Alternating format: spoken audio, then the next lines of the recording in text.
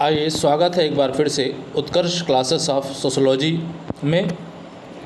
आज हम देखेंगे परिकल्पना, उपकल्पना या प्राकल्पना या हाइपोथेसिस पर आधारित कुछ महत्वपूर्ण बहुविकल्पी प्रश्न। यह वीडियो विशेष तौर पे BA 5th semester course code SOC 302 unit 2 से संबंधित है, जो दीनदयाल उपाध्याय गोरखपुर विश्वविद्यालय गोरखपुर के समाजशास्त्र के सिलेबस से संबंधित है। वीडियो अगर पसंद आए तो वीडियो को लाइक करिएगा, वीडियो को शेयर करिएगा और चैनल को सब्सक्राइब ज़रूर करें आप, ताकि आने वाले वीडियोस के नोटिफिकेशंस आपको मिलते रहें। तो आइए शुरुआत करते हैं। आज का हमारा जो पहला प्रश्न है, तो यहाँ देखें, आज का हमारा पहला प्रश्न, अनुसंधान प्रक्रिया में निष्कर्ष से पूर्व ही अनुसंधान प्रारंभ करते समय अनुमान पर आधारित ऐसे कामचलाऊ निष्कर्ष, कामचलाऊ कम हो गया, ये कामचलाऊ निष्कर्ष जिसकी सत्यता की परीक्षा होना बाकी है, क्या कहलाता है? ये कहा जा रहा है कि अनुसंधान प्रक्रिया के निष्कर्ष के पूर्व, अनुसंधान जो प्रक्रिया है उसके निष्कर्ष से पूर्व ही अनुसंधान प्रारंभ करते समय अनुमान पर आधारित ऐसा काम चलाओ, इसको काम चलाओ करिएगा, कम चलाओ हो गया यहाँ पे, काम चलाओ निष्कर्ष जिसके सत्यता की परीक्षा होना अभी बाकी है, क्या कहलाता है? ऑप्शन ए उपकल्पना, बी अनुसंधान, सी तथ्य और डी सिद्धांत। तो यहाँ देखें तो उपकल्पना कहलाता है ये, तो ए ऑप्शन आपका यहाँ पे सही हो जाएगा। अगला देखें, उस काल्पनिक प्रस्तावना को क्या कहा जाता है? उस काल्पनिक प्रस्तावना को क्या कहा जाता है जिसकी अनुसंधान द्वारा जाँच करना अभी शेष है? तो यहाँ देखें, ए ऑप्शन सिद्धांत, बी अनुसंधान, सी तथ्य और डी उपकल्पना। तो यहाँ जो है ऑप्शन जो सही होगा वो डी उपकल्पना सही होगा। चलिए आगे देखते हैं। तो यहाँ सामाजिक अनुसंधान के लिए परिकल्पना का निर्माण किस स्तर पर किया जाता है? ये पूछा जा रहा है कि सामाजिक अनुसंधान के लिए परिकल्पना का जो निर्माण है वो किस स्तर पर किया जाता है? ए समस्या के चुनाव से पहले, बी सामान्यीकरण से पहले, सी तथ्य संकलन के पहले और डी तथ्य संकलन के बाद। तो यहाँ जो है सी ऑप्शन सही हो जाएगा। सी ऑप्शन तथ्य संकलन के पहले, जो कल्पना का निर्माण होता है वो तथ्य संकलन के पहले होता है, तो सी ऑप्शन यहाँ पे आपका सही हो जाएगा। अगला देखें, उपकल्पना की सत्यता की जांच निम्नलिखित में से किसके द्वारा की जाती है? उपकल्पना की जो सत्यता की जांच होती है वो किसके द्वारा की जाती है? ए प्रश्नावली द्वारा, बी अनुसंधान द्वारा, सी सामान्यीकरण द्वारा और डी अवलोकन द्वारा। तो ये किया जाता है, तो चौथा का बी सही होगा, अनुसंधान द्वारा। उपकल्पना की जांच किससे की जाती है? सत्यता की जांच तो वो अनुसंधान के द्वारा की जाती है। अगला देखिए, किसका कथन है कि परिकल्पना एक ऐसी मान्यता है जिसकी सत्यता को सिद्ध करने के लिए उसकी परीक्षा की जा सकती है? फिर से पढ़ लें एक बार। परिकल्पना एक ऐसी मान्यता है जिसकी सत्यता को सिद्ध करने के लिए उसकी परीक्षा की जा सकती है। ए बोगार्डस, बी लुंडबर्ग, सी गुडे एंड हार्ट और डी फेयरचाइल्ड। तो पूछा जा रहा है किसका कथन है ये? तो यहाँ देखिए, ये कथन जो है गुड्डे और हार्ट का है, तो सी ऑप्शन आपका जो है यहाँ सही हो जाएगा। अगला देखें, किसके अनुसार उपकल्पना अध्ययन विषय से संबंधित अस्थायी तथा काल्पनिक निष्कर्ष है? महत्वपूर्ण है, ध्यान रखिएगा। उपकल्पना अध्ययन विषय से संबंध अस्थायी और काल्पनिक निष्कर्ष है। ये किसका कथन है?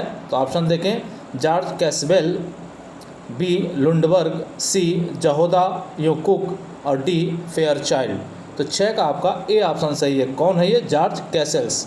इन्होंने जो है ये परिभाषा दिया है कि उपकल्पना अध्ययन विषय के संबंध में अस्थायी तथा काल्पनिक निष्कर्ष है।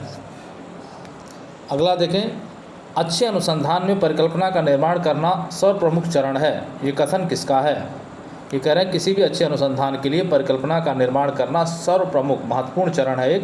ये किसका कथन है? ए बोगार्डस, बी लुंडबर्ग, सी गुडे हार्ट और डी फेयरचाइल्ड। तो 7वां का जो आपका उत्तर है वो है सी गुडे हार्ट। कौन है ये? सी गुडे हार्ट। अगला क्वेश्चन देखें हम, किसका कथन है कि उपकल्पना एकमात्र कामचलाऊ अनुमान है? बहुत ही महत्वपूर्ण है, कई बार पूछा जा चुका है ये। तो किसका कथन है कि उपकल्पना एक कामचलाऊ अनुमान है? ए पीटर एच मंत्र,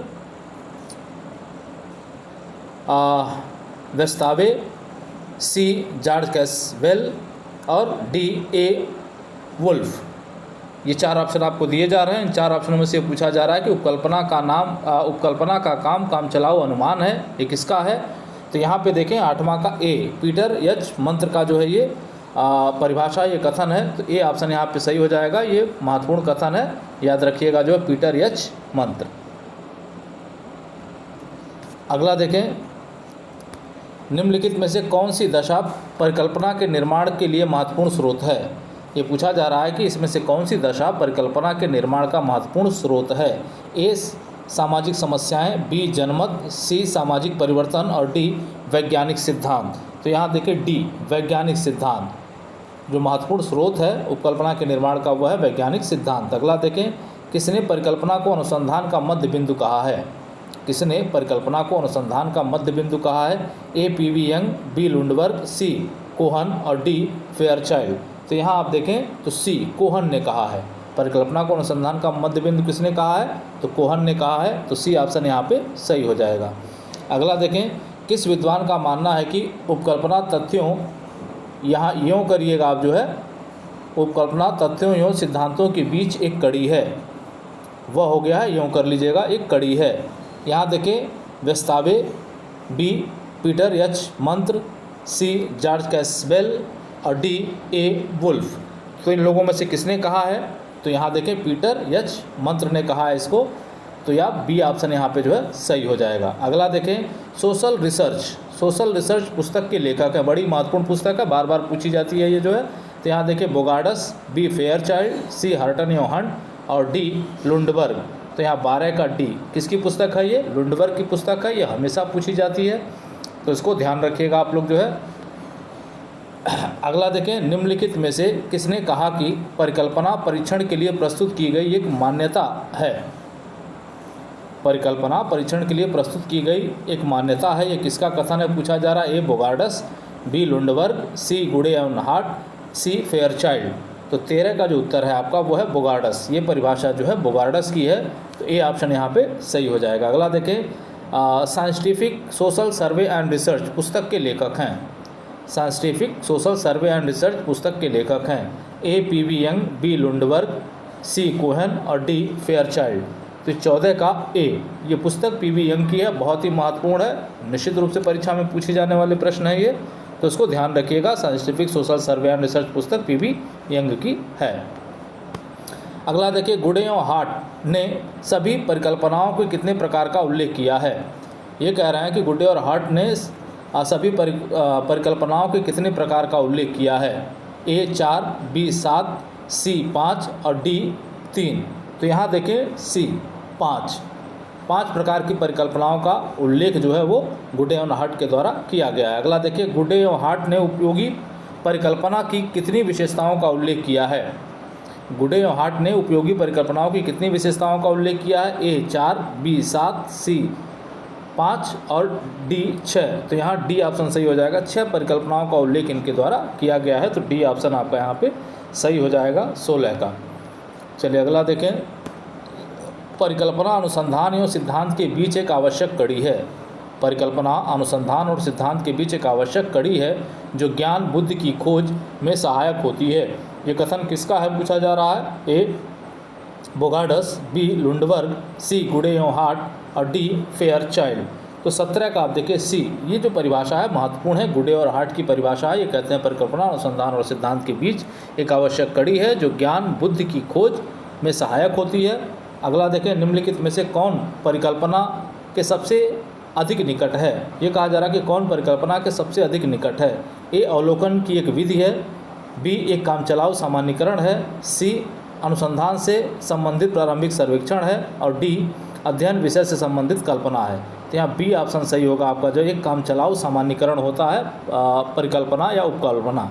तो बी ऑप्शन आपका यहाँ पे सही हो जाएगा। तो 18 का बी लगाएंगे आप। अगला देखें, निम्नलिखित में से उपकल्पना का स्रोत कौन सा है। निम्नलिखित 2 बार हो गया। निम्नलिखित में से उपकल्पना का स्रोत कौन सा है। ए सामान्य संस्कृति, बी उपमाएं, सी वैज्ञानिक सिद्धांत और डी उपरोक्त सभी। तो यहाँ जो स्रोत हैं उपकल्पना की है, उपरोक्त सभी हैं, तीनों स्रोत हैं इसके, तो डी ऑप्शन यहाँ पे सही हो जाएगा। अगला देखें, उपकल्पना एक सामाजिक अथवा काम चलाऊ सामान्यीकरण है जिसकी प्रामाणिकता का परीक्षण शेष रहता है। ये कथन निम्नलिखित में से किसका है? महत्वपूर्ण है, देख लें। ए फेयरचाइल्ड, बी मोजर, सी लुंडबर्ग और डी जॉनसन। तो बी का सी, ये कथन जो है वो लुंडबर्ग का है कि भाई उपकल्पना जो है एक सामाजिक अथवा काम चलाऊ सामान्यीकरण है जिसकी प्रामाणिकता का परीक्षण शेष रहता है, लुंडबर्ग। तो सी ऑप्शन यहाँ सही हो गया। अगला देखें, निम्नलिखित में से उपकल्पना की विशेषता नहीं है। ये कहा जा रहा है कि कुछ विशेषताएं दी गई हैं, कौन सी विशेषता उपकल्पना की नहीं है? ए विशिष्टता का अभाव, बी अनुभव सिद्धता, सी तर्कपूर्ण एवं सुसंगत और डी स्पष्टता। अभी कहा जा रहा है कि इसमें से कौन सा नहीं है, तो कौन सा नहीं है? तो ए विशिष्टता का अभाव पाया जाता है। उपकल्पना में किसका अभाव पाया जाता है? तो विशिष्टता का अभाव पाया जाता है, तो ये यहाँ सही हो जाएगा। अगला देखें, निम्नलिखित में से उपकल्पना की विशेषता है। फिर कहा जा रहा है कि इसमें विशेषता नहीं है, पूछा गया था, इसमें कहा जा रहा है विशेषता है। तो ए सिद्धांतों से संबंधित होता है, बी विशिष्टता होती है, सी उपलब्ध पद्धतियों से संबद्ध होता है और डी उपरोक्त सभी। तो यहाँ देखें, तो 22 का आपका जो है वो डी सही हो जाएगा, उपरोक्त सभी। क्या हो जाएगा? उपरोक्त सभी। ये सभी विशेषताएं किसकी हैं? तो उपकल्पना या प्रकल्पना की विशेषताएं हैं, तो डी यहाँ पे सही हो जाएगा। अगला देखें, किसका मानना है कि जब अनुसंधान व्यवस्थित रूप से पूर्व स्थापित सिद्धांतों पर आधारित होता है तो ज्ञान में यथार्थ योगदान की संभावनाएं अधिक हो जाती हैं। किसका मानना है कि जब अनुसंधान व्यवस्थित रूप से पूर्व निर्धारित सिद्धांतों पर आधारित होता है तो ज्ञान में यथार्थ योगदान की संभावनाएं अधिक हो जाती हैं? ए बोगार्डस, बी लुंडबर्ग, सी गुडे एवं हार्ट और डी फेयरचाइल्ड। तो 23 का आप देखें तो सी गुडे एवं हार्ट ने ये बात कही है जो है, तो ये महत्वपूर्ण है। चलिए अगला देखें, गुडे एवं हार्ट ने निम्नलिखित में से किन परिकल्पनाओं का उल्लेख किया है? ये कहा जा रहा है कि गुडे और हार्ट ने परिकल्पनाओं के प्रकार बताए हैं। ये कहा जा रहा है किस परिकल्पना का उल्लेख इनके द्वारा किया गया है? ए शून्य परिकल्पना, बी वैकल्पिक परिकल्पना, सी आदर्श प्रारूप से संबंधित परिकल्पना और डी उपरोक्त सभी। तो यहाँ देखें 24 का जो है डी सही होगा, उपरोक्त सभी। इन सभी परिकल्पनाओं का उल्लेख जो है वो प्रकारों में किया गया है गुडे और हट के द्वारा। आपने देखा 5 बताया था इन्होंने। अगला देखें, गुडे और हट ने निम्नलिखित में से किन परिकल्पनाओं का उल्लेख किया है? फिर प्रश्न वही है लेकिन ऑप्शन कुछ बदले मिलेंगे आपको। गुडे और हट ने निम्नलिखित में से किन परिकल्पनाओं का उल्लेख किया है? ए अनुभव सिद्ध समरूपताओं से संबंधित परिकल्पना, ये भी सही है। अगला विश्लेषणात्मक चरणों से संबंधित परिकल्पना, तो ये भी सही है। शून्य परिकल्पना, इसका भी उल्लेख किया है इन्होंने, डी उपरोक्त सभी। तो इसका मतलब है कि डी उपरोक्त सभी हो जाएगा, तो डी ऑप्शन यहाँ पे सही हो जाएगा। अगला देखिए, निम्नलिखित में से कौन सी एक दशा वैज्ञानिक परिकल्पना में बाधक सिद्ध होगी? ये कहा जा रहा है कि निम्नलिखित में से कौन सी एक दशा वैज्ञानिक परिकल्पना में बाधक सिद्ध होगी? ए सीमित आर्थिक संसाधन, बी पुरोगामी सर्वेक्षण, सी अध्ययनकर्ता का पूर्वाग्रह और डी अध्ययन समस्या की व्यापकता। तो यहाँ पे आप देखें तो वैज्ञानिक परिकल्पना में जो सबसे बड़ा बाधक के रूप में आएगा वो आएगा अध्ययनकर्ता का पूर्वाग्रह। क्या आ जाएगा? अध्ययनकर्ता का पूर्वाग्रह। ये जो है वैज्ञानिक परिकल्पना में बाधक सिद्ध होगा। अगला देखें, जब किसी अनुसंधान से प्राप्त परिणाम पहले से ही बहुत कुछ प्रत्याशित होते हैं तब उसे संबंधित परिकल्पना को कहा जाता है। ये कहा जा रहा है कि जब किसी अनुसंधान से प्राप्त परिणाम पहले से ही बहुत कुछ अप्रत्याशित होते हैं तब उससे संबंधित परिकल्पना को कहा जाता है। तो जब अप्रत्याशित रिजल्ट आते हैं तब ए वैकल्पिक परिकल्पना, बी आदर्श परिकल्पना, सी शून्य परिकल्पना जिसको नुल कहते हैं या नल परिकल्पना कहते हैं और डी आनुभविक परिकल्पना। तो 27 का जो आंसर है वो सी, क्या कहेंगे उसको? शून्य परिकल्पना, नुल या नल परिकल्पना, उपकल्पना। तो सी ऑप्शन यहाँ पे सही हो जाएगा। अगला देखें, वह परिकल्पना जो सुझाती है कि अध्ययन के अंतर्गत चयनित प्रत्ययों के बीच कोई संबंध नहीं है। वह परिकल्पना जो सुझाती है कि अध्ययन के अंतर्गत चयनित प्रत्ययों के बीच कोई संबंध नहीं है। ए वैकल्पिक परिकल्पना, बी शून्य परिकल्पना, सी आदर्श परिकल्पना और डी अनुभविक परिकल्पना। तो इसका भी आंसर जो होगा वो 28 का बी होगा, शून्य परिकल्पना। महत्वपूर्ण है, परीक्षाओं में पूछा जाता है, तो ये ध्यान रखिएगा। बी, शून्य परिकल्पना। चलिए अगला देखें, निम्नलिखित में से गुडे और हट के अनुसार परिकल्पना का स्रोत नहीं है। निम्नलिखित में से गुडे और हट के अनुसार परिकल्पना का स्रोत नहीं है। गुडे और हट ने कुछ परिकल्पनाओं के स्रोत बताए हैं, इसमें ये पूछा जा रहा है कौन सा नहीं है। ए, अतार्किकता, बी, वैज्ञानिक सिद्धांत, सी, सामान्य संस्कृति और डी, व्यक्तिगत अनुभव। तो 29 का जो आपका आंसर होगा वो अतार्किकता, ये जो स्रोत नहीं है परिकल्पना निर्माण का, तो ए ऑप्शन आपका सही हो जाएगा, अतार्किकता। अगला देखिए, निम्नलिखित में से गुडे और हट के अनुसार परिकल्पना का स्रोत है। यहाँ नहीं है पूछा गया था, यहाँ पूछा जा रहा है कि स्रोत है। ए, वैज्ञानिक दृष्टिकोण, बी, वैज्ञानिक सिद्धांत, सी, विभिन्न अध्ययनों के निष्कर्ष और डी, उपरोक्त सभी। तो यहाँ देखें डी, उपरोक्त सभी स्रोत हैं। वैज्ञानिक दृष्टिकोण भी स्रोत है, वैज्ञानिक सिद्धांत भी स्रोत है, वैज्ञानिक अध्ययनों के निष्कर्ष भी क्या हैं, स्रोत हैं। इस वजह से सभी परिकल्पना के स्रोत रहें, तो उपरोक्त सभी सही हो जाएगा। अगला देखिए, निम्नलिखित में से कौन सी दशा परिकल्पना के निर्माण का एक महत्वपूर्ण स्रोत होता है। निम्नलिखित में से कौन सी दशा परिकल्पना के निर्माण का एक महत्वपूर्ण स्रोत होता है। ए, सामाजिक नियंत्रण, बी, सामाजिक व्यवस्था, सी, वैज्ञानिक सिद्धांत और डी, उक्त में से कोई नहीं। तो 31 का सी सही होगा, वैज्ञानिक सिद्धांत। वैज्ञानिक सिद्धांत यहाँ लगाएंगे आप। अगला देखें, किसका कथन है कि या किसका कहना है कि परिकल्पनाओं का निर्माण तथा सत्यापन करना ही वैज्ञानिक अध्ययन का प्रमुख उद्देश्य होता है।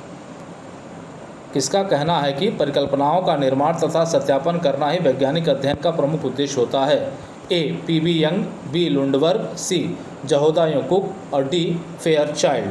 तो यहाँ 32 का आपका सी, जहोदा और कुक, ये जो परिभाषा है जहोदा और कुक का है, तो सी ऑप्शन आपका यहाँ पे सही हो जाएगा। अब हम चलते हैं हम अपने अगले प्रश्न की ओर। अगला प्रश्न हमारा जो है देखें, परिकल्पना अध्ययन समस्या से संबंधित एक सामान्य अनुमान है। परिकल्पना अध्ययन समस्या से संबंधित एक सामान्य अनुमान है, इसलिए इसे डैश भी कहा जाता है। अब ये कहा जा रहा है कि भाई परिकल्पना अध्ययन समस्या से संबंधित एक सामान्य अनुमान है, इसलिए इसको क्या कहा जाता है, ये पूछा जा रहा है। तो ए, कार्यकारी परिकल्पना, बी, काल्पनिक परिकल्पना, सी, अनुभवसिद्ध परिकल्पना और डी, नल परिकल्पना। जिसको कहा जाता है कार्यकारी परिकल्पना। क्या कहा जाता है, कार्यकारी उपकल्पना या कार्यकारी परिकल्पना। तो ए ऑप्शन आपका 33 का यहाँ पे सही हो जाएगा। अगला देखिए, निम्नलिखित में से परिकल्पना का महत्व नहीं है। निम्नलिखित में से ये पूछा जा रहा है कौन सा परिकल्पना का महत्व नहीं है। तो ए, अध्ययन की दिशा को निर्धारित करना, ये तो महत्व अध्ययन की दिशा निर्धारित करता है। बी, अध्ययन में भ्रम उत्पन्न करना, जी नहीं, उपकल्पना कभी अध्ययन में भ्रम उत्पन्न नहीं करती बल्कि सहयोग देने का काम करती है। तो बी ऑप्शन यहाँ पे सही हो जाएगा। बाकी सी देख लें, तर्कसंगत निष्कर्ष में सहायक बनना, ये भी सही है। डी, सिद्धांत के निर्माण में योगदान देना, ये भी सही है। गलत क्या है, तो ये अध्ययन में भ्रम उत्पन्न करना, ये गलत है। अगला देखें, निम्नलिखित में से परिकल्पना का महत्व है। निम्नलिखित में से परिकल्पना का महत्व है। अब यहाँ पे देखिए, उसमें नहीं है पूछा गया था, यहाँ कहा जा रहा महत्व है। ए, अध्ययन सीमा निर्धारित करने में सहायक, ये भी महत्व है क्योंकि परिकल्पना अध्ययन की सीमा निर्धारित करती है। डी, उपयोगी तथ्यों के संकलन में सहायक, ये भी सही है।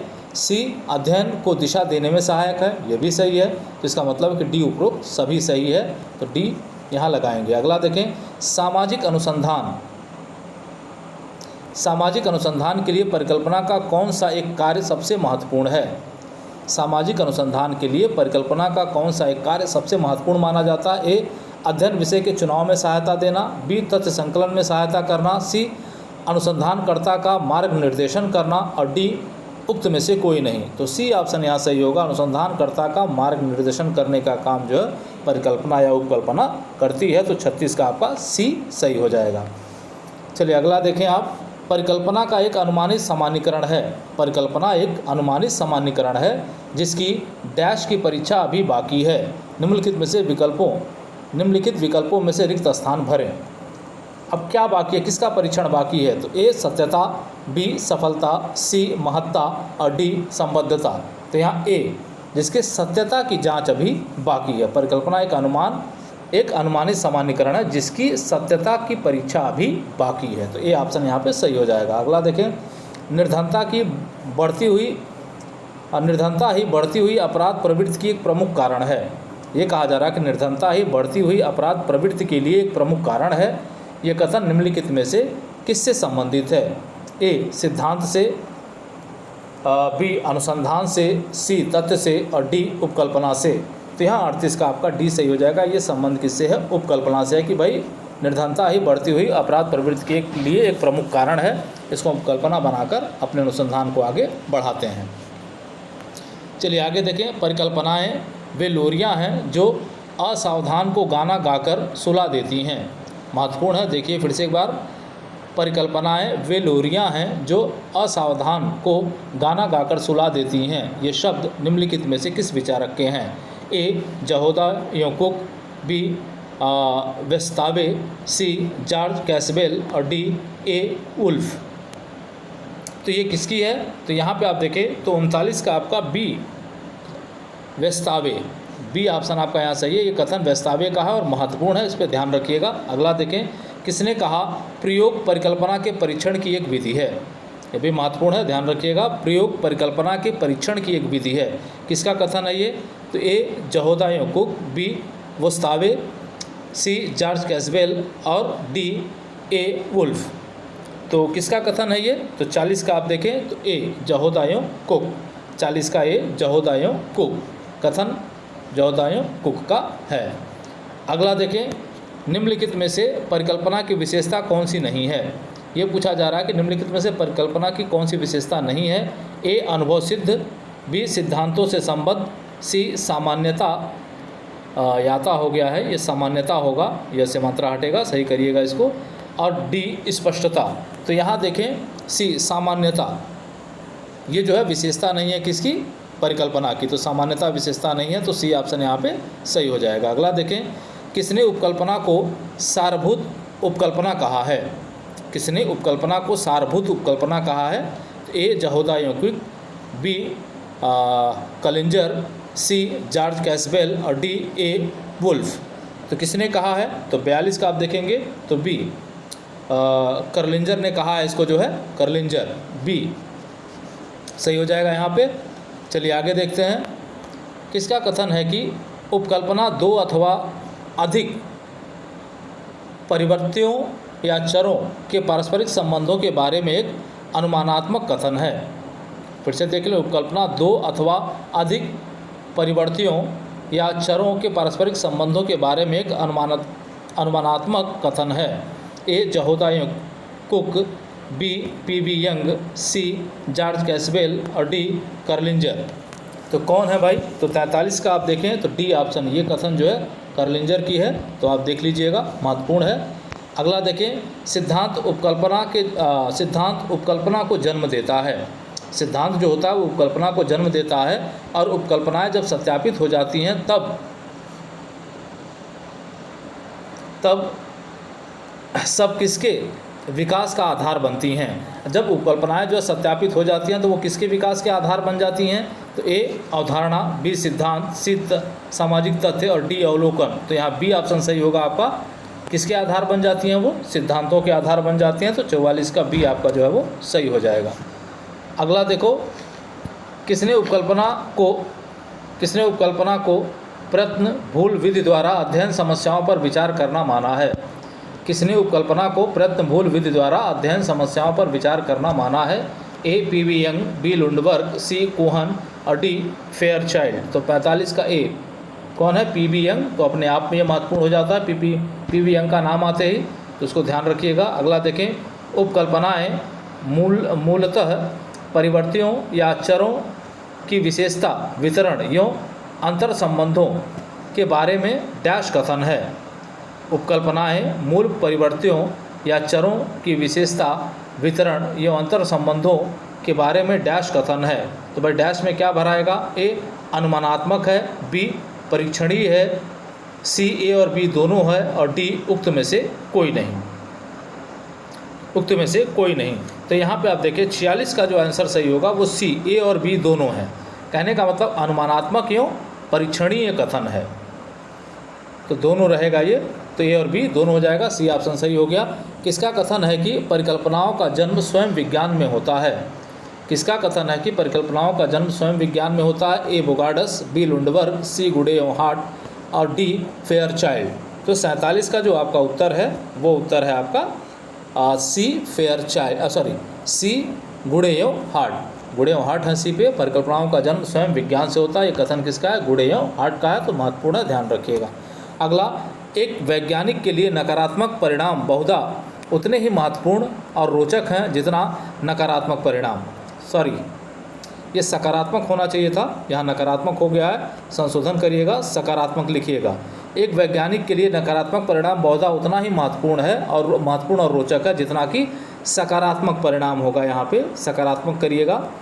मिसप्रिंटिंग हुई है आज वीडियो में 2-3 जगह पे, उसके लिए खेद है। चलिए, सकारात्मक परिणाम है।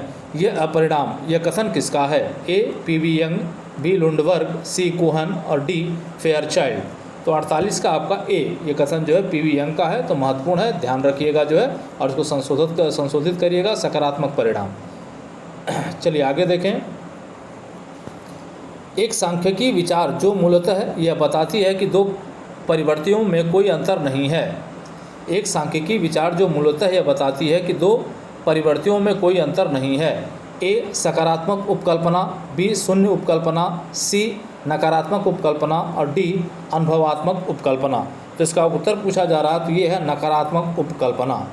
इस तरह का प्रश्न है तो वो नकारात्मक उपकल्पना के अंतर्गत आएगा, तो सी ऑप्शन यहाँ पे सही हो जाएगा। और ये आपको जो उत्तर यहाँ पे उपलब्ध करवाए गए हैं, यहाँ देखिए ये कुछ मिसप्रिंटिंग हुई है यहाँ भी। तो चलिए आज का ये वीडियो रहा हमारा। उम्मीद करते हैं कि वीडियो आपको पसंद आएगा। वीडियो अगर पसंद आए तो वीडियो को लाइक करिएगा, शेयर करिएगा और चैनल को सब्सक्राइब ज़रूर कर लीजिएगा। जय हिंद, जय भारत।